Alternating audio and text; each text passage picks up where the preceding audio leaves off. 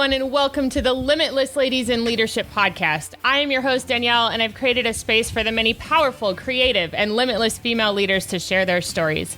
From female CEOs to professional athletes and doctors, every powerful woman has a story to tell.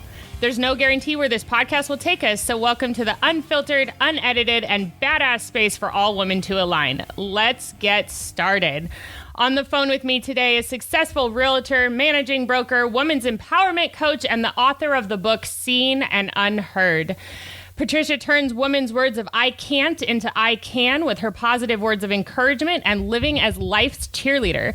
Patricia's story hasn't always been filled with such positivity. In fact, she's been through quite a bit, but I'm going to let her tell that story. Welcome, Patricia. Thank you so much. I'm just thrilled to be here because I just love being in a badass space for women. I love this. Yay! I'm so excited to hear more about your story. And I want to hear all about your new book. I can't wait to dive into that as well. But first, I'd really like to get to know you. So I know that your life started out with a bit of unsettling events. Do you mind sharing some of the things you experienced as a child? Sure. But pretty much I grew up as that was the third child. But there was several years between the second, my brother and my sister. So there was 10 years between me and my sister and about 8 between me and my brother. And so I basically grew up as an only child because they were just too much older. And my father was one of those kind of guys that grew up in the 30s and 40s and whatever. And he did not know how to show emotion. He had his own story. He had his own way of doing things. And so he did not know how to show love. My mother was an alcoholic. And so there was just this continued abandonment of being kind of left on my own to do what I did on my own. There was no real inspiration. There was no real encouragement to be anything, to do anything. And so I was just in my own space most of the time. So it was harder for me to make friends. I made some, obviously, but it was harder for me because I was alone all the time. And I kind of got used to being on my own and growing up and then having to make a lot of my own decisions. Yeah, man. And what a shift that you've created since then. I know. I know, right? And I know you had shared with me before that a little bit later in your life, you had a pretty traumatic sexual experience. Do you mind sharing that today?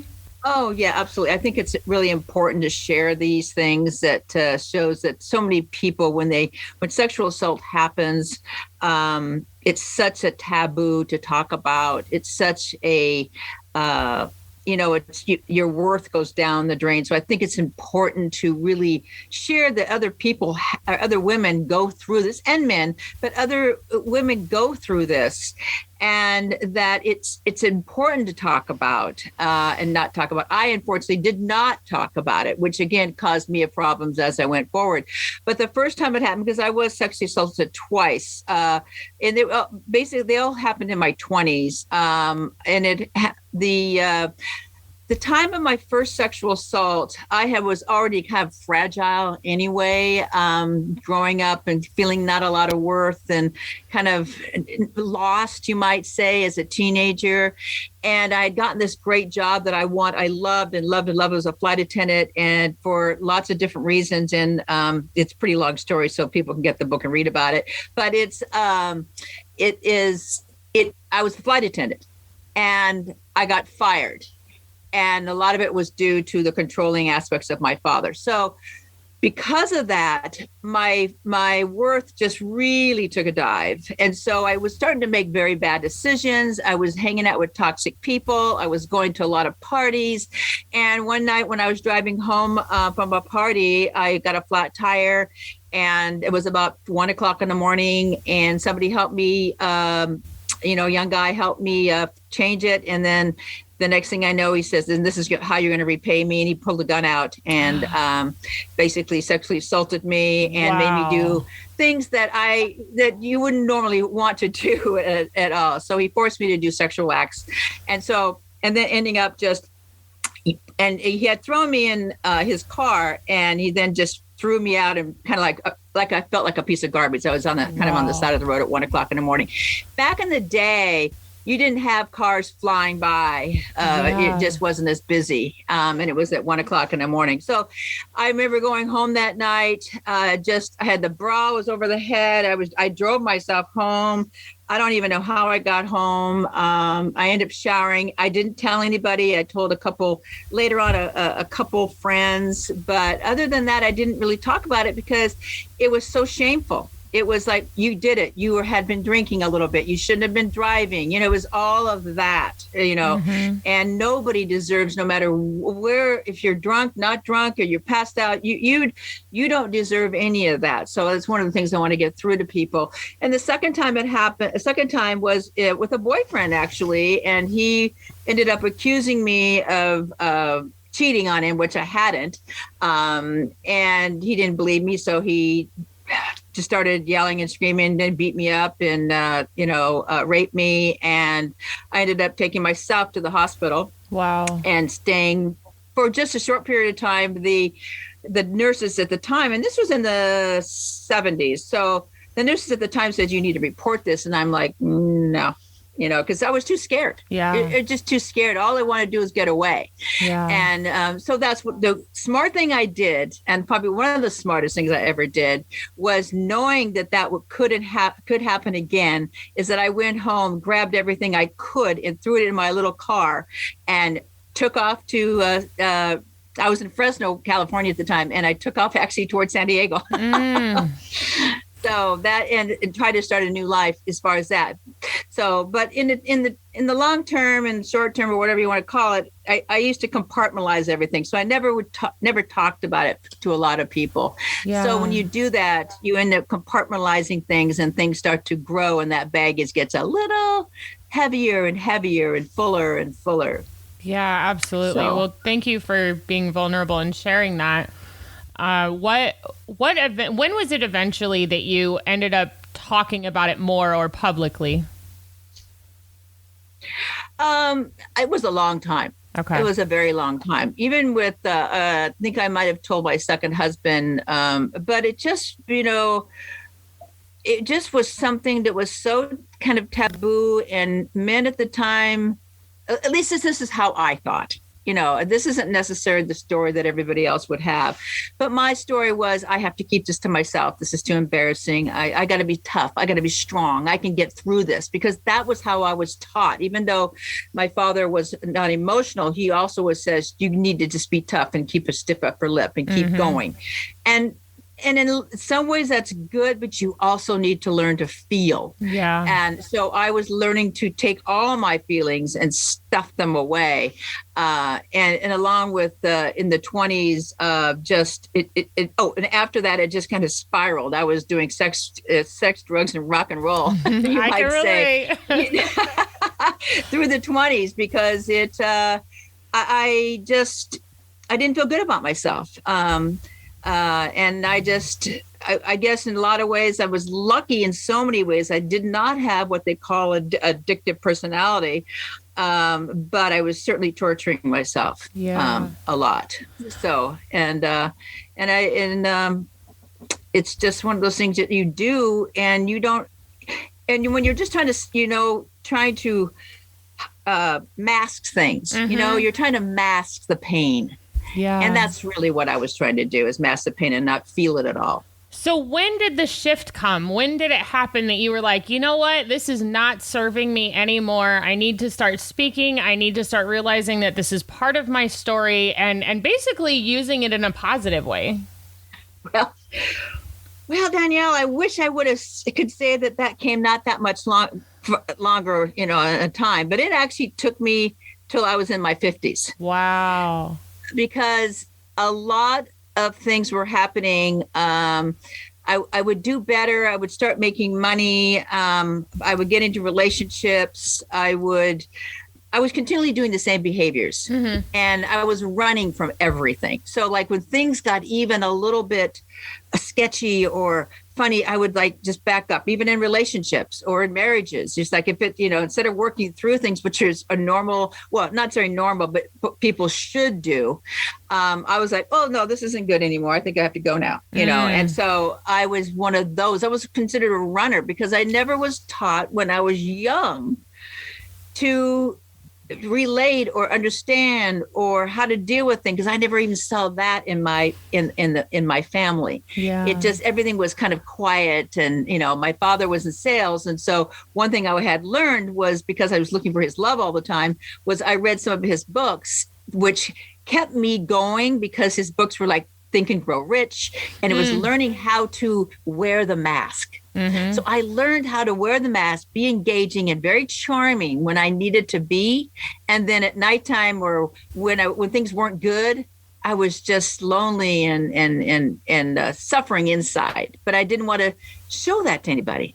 Yeah, and I can totally relate to that, like almost like double or more personality sort of thing. Yeah, it's like, yeah, totally. It's a dual personality. Yeah. Like in one life, I'm this person and I'm acting this way and I like this food and I like this music. And then when I'm home alone, it's completely different. And it was like total identity crisis. Total identity crisis. I mean, it was definitely, I was wear the mask. It's funny in my books, Seen and Unheard, is I say I wear a lot of lipstick, which I still do, but I put it on to put on the mask. So that was for me, looking at myself in the morning and putting on the lipstick and getting all pretty and trying to look good. It's just so I could, be strong and keep going. Yeah. And so, of course, still wear the lipstick, but I don't wear it for the same reasons anymore. Right. I can relate with the eyelashes. I still wear eyelashes, but it's not for the same reason I used to. So. Exactly. So it's amazing how we turn. So the question you'd ask me is, when did this change? It really started changing when unfortunately, I had to completely break down. Mm-hmm. Everything came to a head all at one time. Rather, sometimes things happen to people, like they have traumas or they have things and they kind of work through them. What happened was real estate completely took a dive. I had spent way too much money, even though I was making a lot of money. I spent way too much money, so I was in complete debt. My mother had just passed. My husband at the time took off, and he was kind of like doing his own thing. And next thing I find out that he's with somebody else. And then I start getting pictures sent to me. It was just everything at once. And I was drinking too much, and I started doing drugs again a little bit. Wow. And everything was like, I just wanted to just go inside and hide. And then one night, it was September 2009, actually. One night, I remember having too many martinis, you might say, and just feeling very sorry for myself, playing the victim over and over again. And you have animals, and I had two cats. One is named Hula, one's named Maui. And I was crying, and I actually turned to my left, and here was my cat Hula, and she had put her paw on my hand because she could tell there was something wrong. But I swear to God, and I will put this on a Bible or anything on the universe or wherever, at that moment I felt an energy that came through me that said, and I swear it was from her, don't give up. You can do this. You have the power. Take your power back. And I still believe to this day that was my sister, because she was always quite the jokester, and my sister had passed away many years ago, and she was like my mentor. Wow. She was the one that kind of kept me sane, but she passed away when I was quite young. So it was one of those, and since that day, everything has changed. And I actually wrote down 5 words that day, not knowing understanding what those 5 words were at all. I didn't even, I just wrote them down. And those words were acknowledgement, forgiveness, mindset, accountability, and perseverance. And I had to look at it for a few days, like, why did I write these words down? What's this? And then finally it started dawning on me that I had to make more changes. And nothing happens overnight, right? Nothing happens overnight. Yeah. I'm still on a journey, but I love it. I love it. I love that. I love the fact that you said that you're still on a journy, because we all are, until the day that we die. And I die. Yeah. And I think some people, or even me, I get in this idea of that I have to accomplish this and then it's done, or I have to, no, there's always going to be new goals. So there should be, if you're living healthy and you're, aspiring to be more. It's growing. It's completely growing. And I completely believe now that continually educating and growing and trying new things keeps you younger than you are. Because I know so many people that have stopped and they don't grow anymore, and they don't want change, and they get in their comfort zone. They don't want to step out of it, and they've lost their dreams, and then they start getting old and feeling old, and I feel sad for them, and I don't want to be that way. Now, of course, if it's health comes in, that's one thing, but I want to take every day and live it and not let life live me. I love that. So we mentioned earlier today how the influence of words can literally shift who we be as people. When did you start realizing the impact of your words and what they had on you? And then how did you choose to shift those words around? Interesting enough, I started reading positivity books, and I kind of got hooked on those kinds of things, and I could see the words, and I was able to use those words to my advantage as I was growing up, right? But not necessarily in the proper way, not necessarily. It was more for getting what I wanted rather than getting what I needed for me. So, I started in my 50s thinking, this is, I got to be more aware, and I have to start listening to who I am and what I am saying, not only to my other people, but to myself. Yeah. I needed to become the observer. And I was observing that there was a lot of, I can't do this, and I don't want to do this, or I'm not good enough, and I'm not smart enough. And I heard not only myself saying that, but I heard other people saying that. And I said to myself, there's got to be a better way. And knowing that I loved words so much, and not that grammatically I'm not a good word person, but I love the words themselves. And one of the first words that I really started using was choose. And I decided to start saying, I'm choosing to do this, because I found that when I say I would go to a party or something and say, people would go, hey, why don't you have another drink? And instead of saying, no, I'm not drinking, or no, I can't do that. Because peers have a tendency to say, oh, yeah, you can. One more won't matter. When I started to say the word, I'm choosing not to, it basically shut them up, because they really couldn't say anything back to it. Oh, she's choosing. So I was taking control. So when I started using that word, I felt much more control in my own self. And so I continue to do that, and along with trying to teach other people to use that, to start with that word.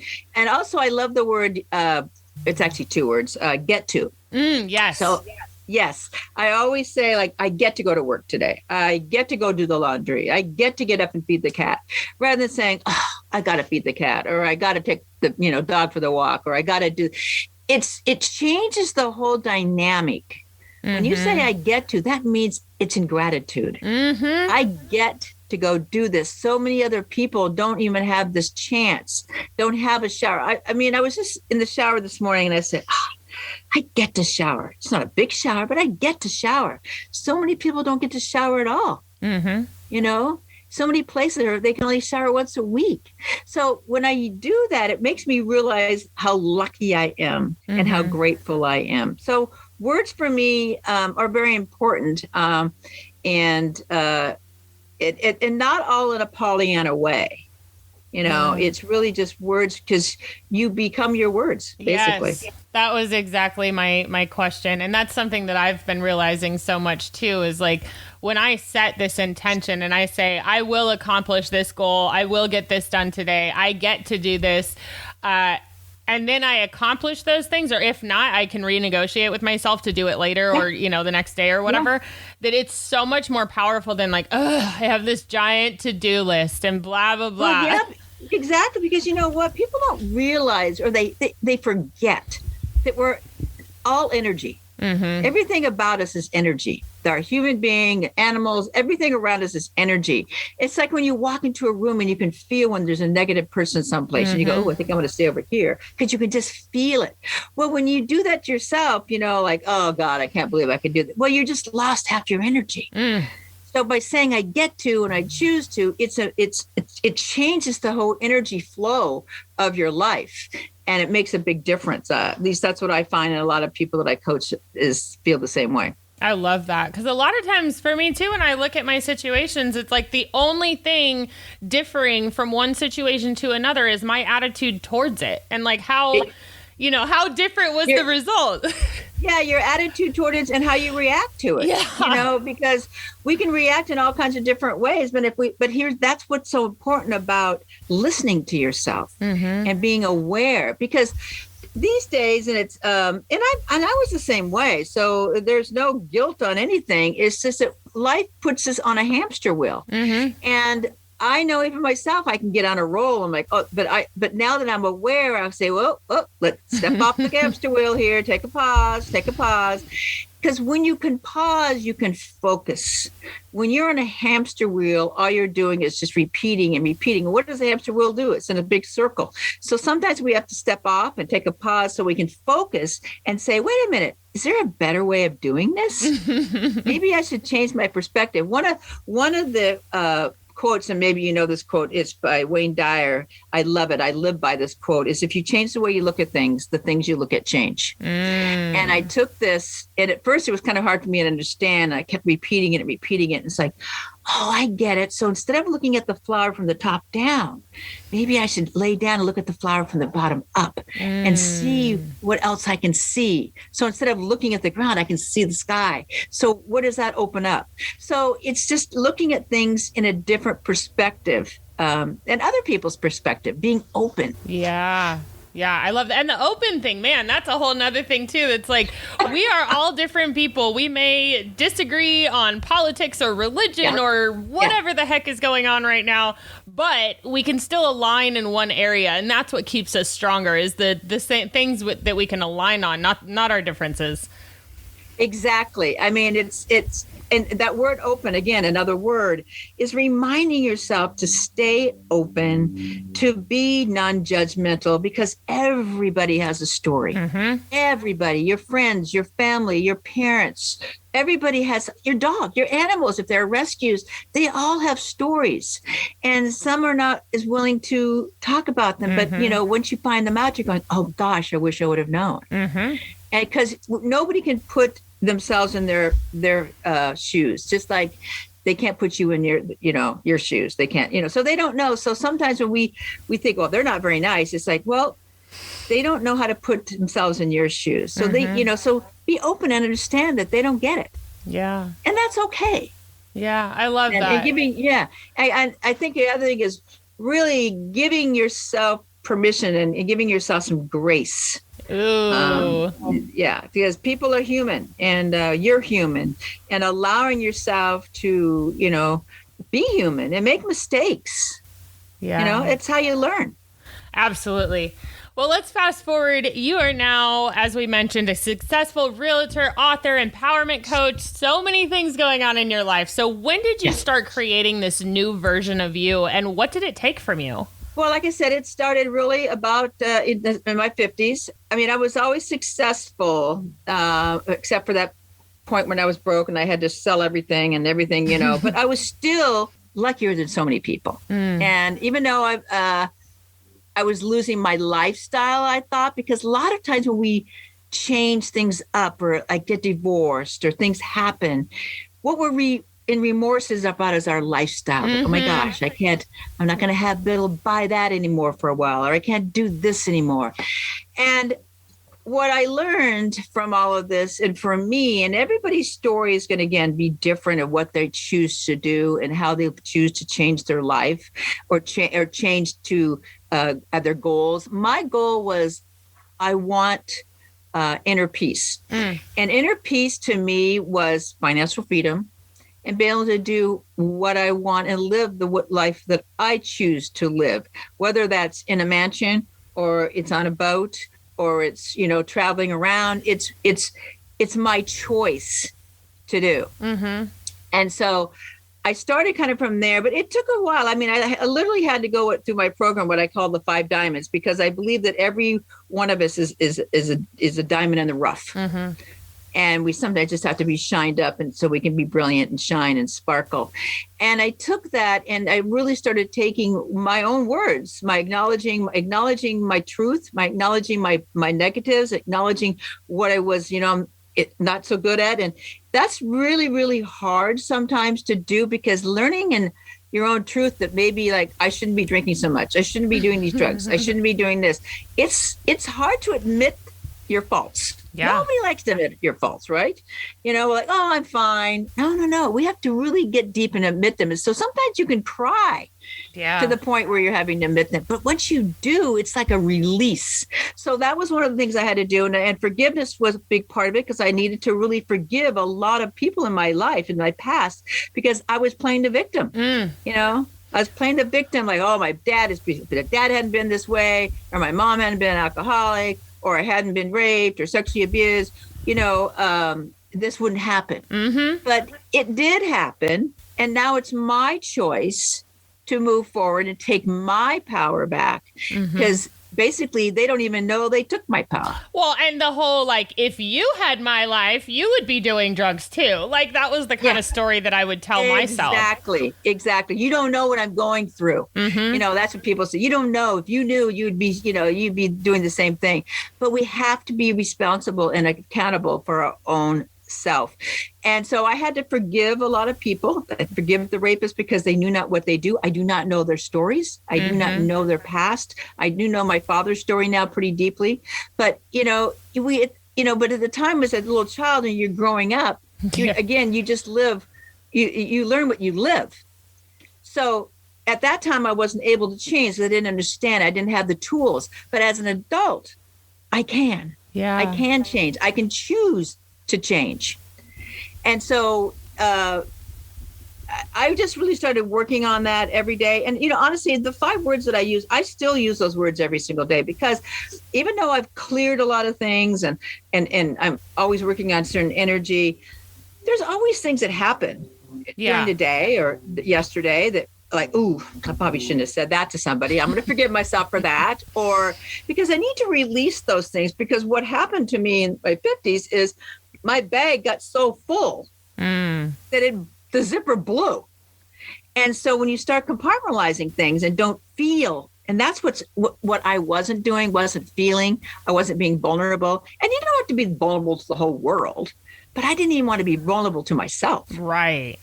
I didn't want to admit, I was drinking too much or drugging, or I shouldn't be doing this, or sleeping with everything that walked. I shouldn't, and putting myself in danger.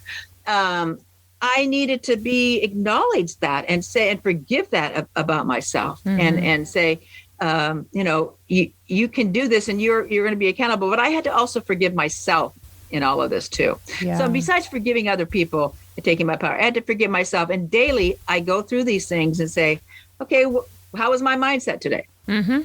Was it good, bad? How can I improve?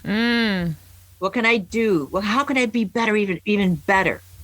And then so I work on this every day. And one thing I can say now, though, that at nighttime, when I go to bed and I'm grateful, I have an inner peace. And if I feel I'm not at peaceful, then there's something off balance. Yeah. So then it's like everything's yin and yang, right? And it's positive and negative. I'm like, okay, so this was a negative. What positive thing happened to me today? I love that. It's not always negative. We have a tendency to forget the good things that happen to us. Yeah. And they can be very small. Like, honestly, I'll mention this because I was so taken back. I got a text from one of my really good girlfriends who bought my book. And she says, I loved your book because I loved it so much. And it was so mindful and helpful. I'm going to buy it for all of my friends. Aww. And I'm like, oh my God. And that's a simple thing. But it was a positive thing. And sometimes you got to take the little things. And it can even be the cat, like, snuggling up against you. It's like, you know what? That was a positive today. She was all snuggly against me. So, we have to look for those things. So we have a tendency to always want to look for the negative. Yeah. Yeah, I love that. So what are some of the ways that you like to encourage other women to ignite their power, as you say? Well, there's a couple things, actually. The main thing is I really want them to get to know their inner child. We tend to forget that inner child is there, but if we go back and we really start to think about it and look at it and listen to that inner child, that little girl in us, it can tell us so much. Mm-hmm. And because sometimes that little girl has been hurt, mm-hmm. and it could have been just on the playfield, bullied and you kind of forgot. But it could have been something that really stuck with you, but you kind of forgot where it came from. Mm-hmm. Because we all have a tendency like, well, why am I this way? Why do I do this? Why do I do that? And sometimes we have to really look back and look at that inner child and let her know that she's loved mm-hmm. and cared for, because she's still in us and will always be in us. The other thing I would say is look at some of the areas that you're settling in. Mm-hmm. Are you settling in a relationship? Are you settling for your dreams? Are you settling because you're too old? You think you're too old. At least that number says you're at age, or society has put this number on you. And I want you to turn that around and say, I have my whole life left in front of me, whether you're 20 or whether you're 80 or 90, because you do. I could be gone tomorrow. I might only have one day left. Or I could be living for another 30 years and I could be doing a lot of things. So we have to look at, I'm going to live this day because this is the first day of the rest of my life. Mm-hmm. So you really have to kind of take a look at that. Also, remember that, to take your power back is remembering that you are a gift. You were a miracle from the beginning. And you were brought into this world to do and be something, whatever you want to be. And it doesn't have to be a billionaire. It can be just somebody that's the best grandmother ever, or the best wife ever, or the best husband. It can be as simple as that. But you got to remember and realize that you are a gift and that you're helping others. And the other way of taking your power back is really remembering and listening to yourself and saying, I'm going to listen for that power, because we all have it in us. Yeah. Every single one of us. But we forget to stop, pause, and really listen to that power, because we have it. And then that's when you start to listen to it, you start building confidence, and that confidence begins to ignite. And then it get exciting. And then you starting to love life more and more and more. And then again, I want to also continue to say to give yourself grace, because we all fall backwards sometimes. Mm-hmm. Mm-hmm. Yeah. Thank you. So let's talk about the big news, the book, Seen and Unheard. So yes, thank you. Yeah. So the book tells a story of a little girl's journey from silence to empowerment. Is this your personal story? This is my memoir. And I wrote it because I really wanted, well, first off, is a lot of people who have had abuse or just tough traumas or different things in your life, that you can succeed and you can move forward. You do not have to play the victim. We can move forward continually. And so it really is through my stories, I want women to reflect on it, to maybe they'll see something in that story that kind of resonates with them. And maybe they can start thinking about, well, maybe I could make a change, or maybe I can do this. So it's really more of a reflection, all about my stories, but I also add in there's some ways to do things and reflections and some questions to ask themselves after each chapter. But it really is a memoir, and it also shows that you're not alone out there. You know, there's lots of people that have stories. My story, I had a lot of different things happen to me. Some people only have one or two things that happen, and I bless them if they do. But life is full of obstacles, and life is full of tragedies, and it never stops. Like the pandemic. I mean, there's been so many people that have, gone inward and done better, and actually love themselves better. Then there's the other people who have created their victim mentality and made it not work for them. Other people have made it work for them. And so it's all a matter of how you look at things. Again, your perspective on things. So I encourage people to do that. But that's what I was kind of getting across in my book, is to really help also motivate young women and adult women to look at maybe if they have young children, what are they doing? Are they nurturing? Are they, inspiring? Are they encouraging? Could they be better? Because what we're looking for is to have a foundation of something so that you have those tools, proper tools, to be able to navigate as much of life as you possibly can. If I had, and maybe same as you had these tools, or somebody had been there to support you in certain ways, maybe things would have happened, but maybe you would have gone down some different roads. It's hard to say, but maybe I would have made better choices. But then if you would have made better choices and everything came out all, rainbows and butterflies. I completely agree that, the choices, I'm glad that everything happened to me because it made me who I am today. And now you have a book to share with other people. Exactly.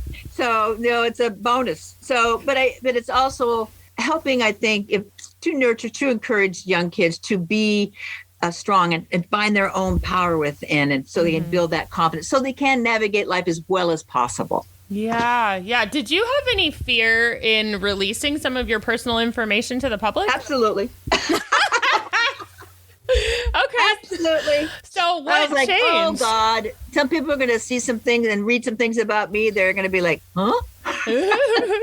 What got you over that? Time. Okay. And actually writing it.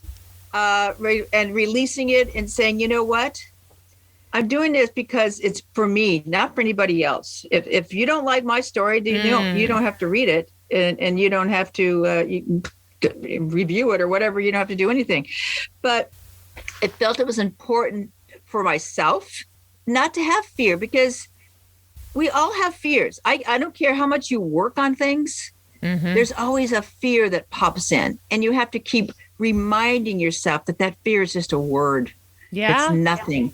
It can't hurt you unless it's a fear that's you're in danger of your life. That's one thing. But this is fear of words. And if somebody doesn't like someone, I can't please everybody. And you never will. And no matter what you do. So you just do what's good for you and not worry about it. So I kind of had it for a little bit, and then I moved through it, because I know that it's going to help others in the long run. Yeah, exactly. And that's what I love too. Like I remember the first time I shared my personal story on a podcast and talked about it a little online, and there was some pushback from some of my family, and there was a little bit like, oh, not everybody can handle this kind of stuff. And I'm like, how do you think that makes me feel? Like I went through it, Exactly. But it's right. And I understand that. Yeah, and I'm me going to too. give that.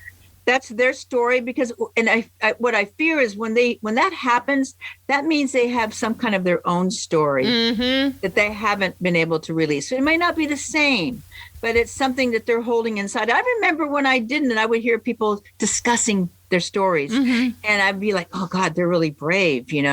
I couldn't do that. That was back in the day, but so I can see that, it was more of my own story that I was fearful of, because everybody else was talking about it. So sometimes you got to understand that what's out there is actually reflection of your own purposes and your own stuff and your own crap, you might say. Absolutely. And when you were talking about like writing it to help you out as well, like one thing that keeps coming up for me too, because I used to go back and forth and I'd be like, well, it's selfish to think about me first. And, I got to consider everyone else, which in a sense is true. But then overall, it's like, but how many people am I taking away the opportunity to hear this story and possibly heal from? How many times am I going to take away my own opportunity for healing?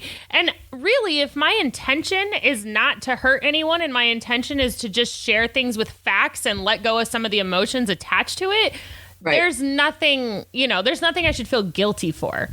There's nothing you should feel guilty for. And it's something that we as women and as empowering women, unfortunately, we're sexualized on a regular basis.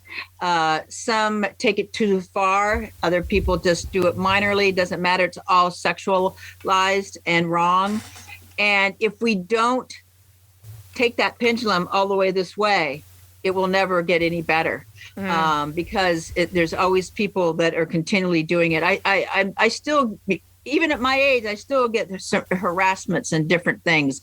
And it's like, it's their own stories, their own problems.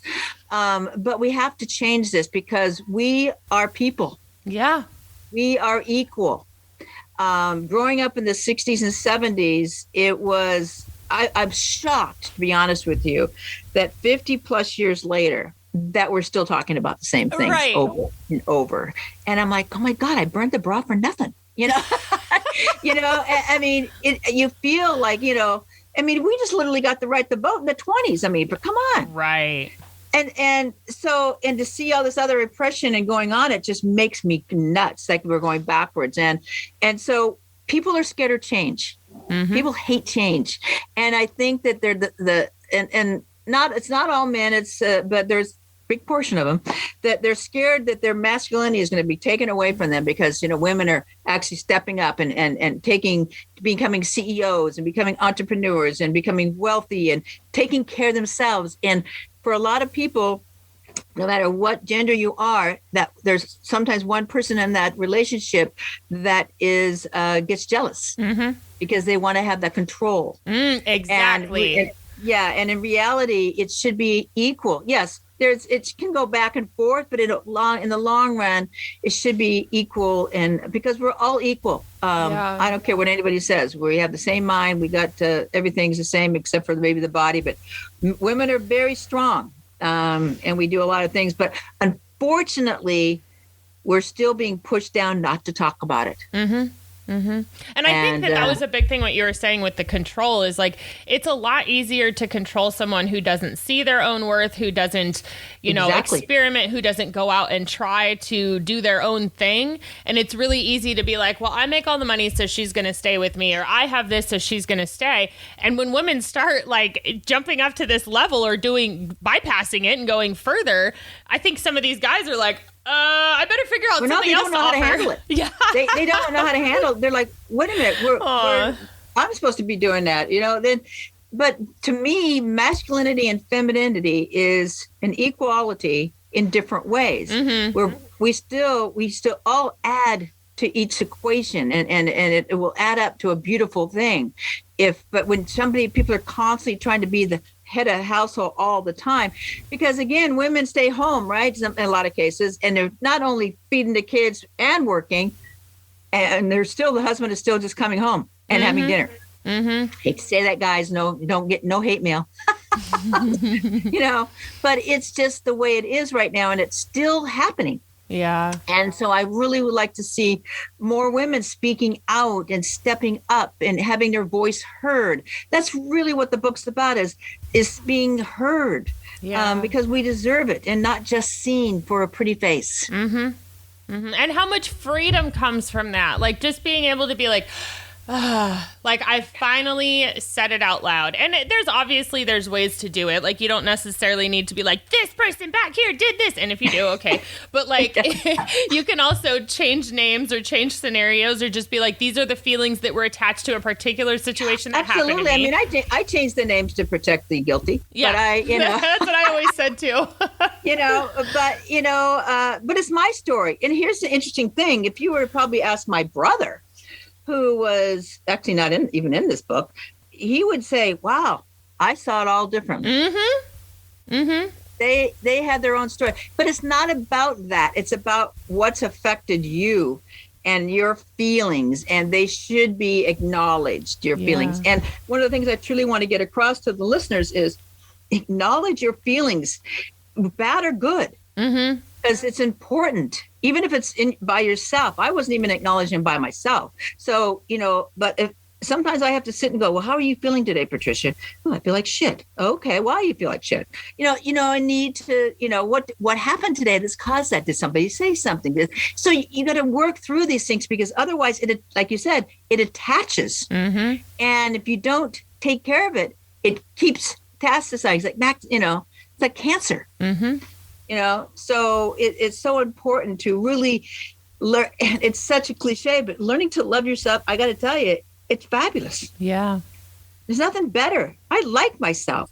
Yeah. I like what I'm doing. I like how I'm feeling. I like that I don't have to have the Maserati anymore. I don't have to have this anymore. I mean, I am comfortable and have that inner peace within myself. Yeah, and I love that you said that too, because especially in my 20s, my life was surrounded by material things that gave me temporary joy. Yeah, and then later in life, it's like when those things were gone, I was left with me, and me was kind of miserable, to say the least. Yeah, it was like, well, that's because we attached ourselves to these material things. Like, that's what made me.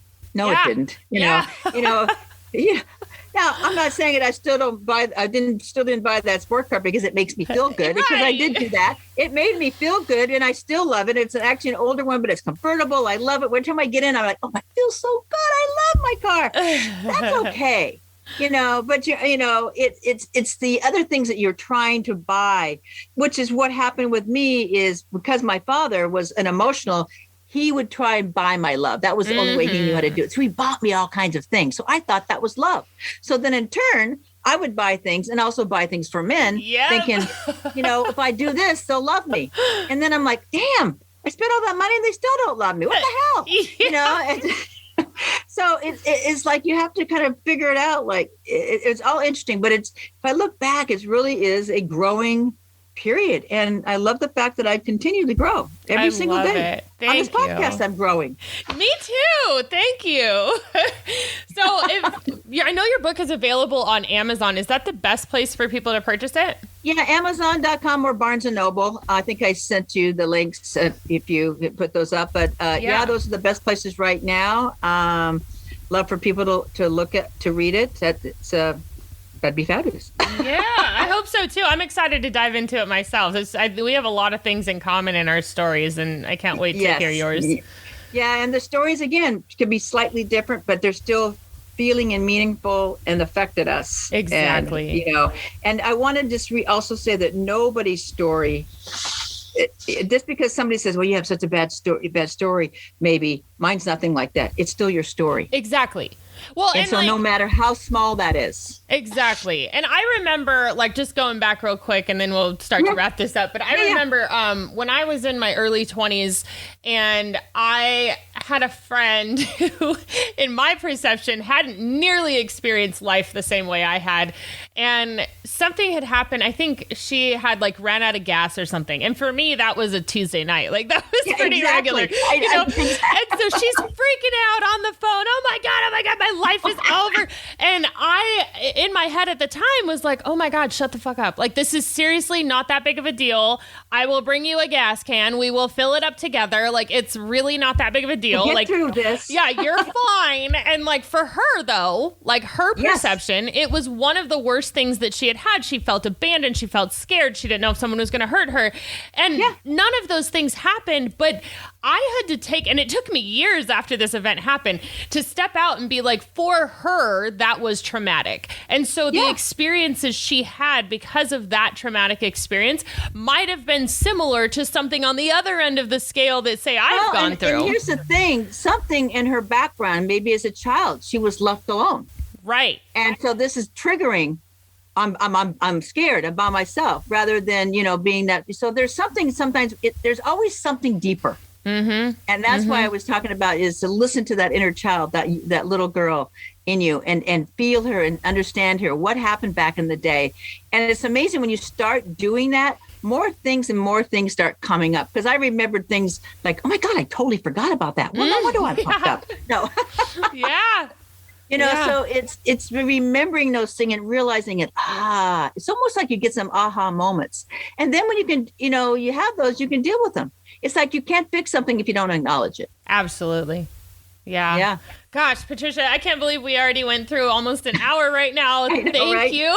I can probably keep talking to you. Oh, me too. This has been great. Gosh, thank you so much for your time today. And for our listeners, if they want to learn more about the book, Seen and Unheard, we barely even touched on this, but you do personal coaching. I have your website as patricialove.com. And I also noticed you have a free one-on-one consultation call. Yes, absolutely. Love to talk to somebody in chat to see if we're not fit, or just talk to them. Awesome. Cool. So you guys check that out. I'll put the link in the description of the podcast. Patricia is also on Instagram as Coach Patricia Love, and on Facebook as the Rah Coach, RAHRAH. Were there any other platforms that you'd like to share today aside from the Barnes & Noble and Amazon? The basics. I'm on Twitter, but mostly people contact me. I'm the Rah Coach on Twitter, but basically Facebook and Instagram. So feel free to DM me. Awesome. Well, thank you so much for your time today, Patricia. It was great hearing your story. Absolutely. It was my privilege. Yay. All right, guys. Well, thank you so much for listening today, and we will catch you next time.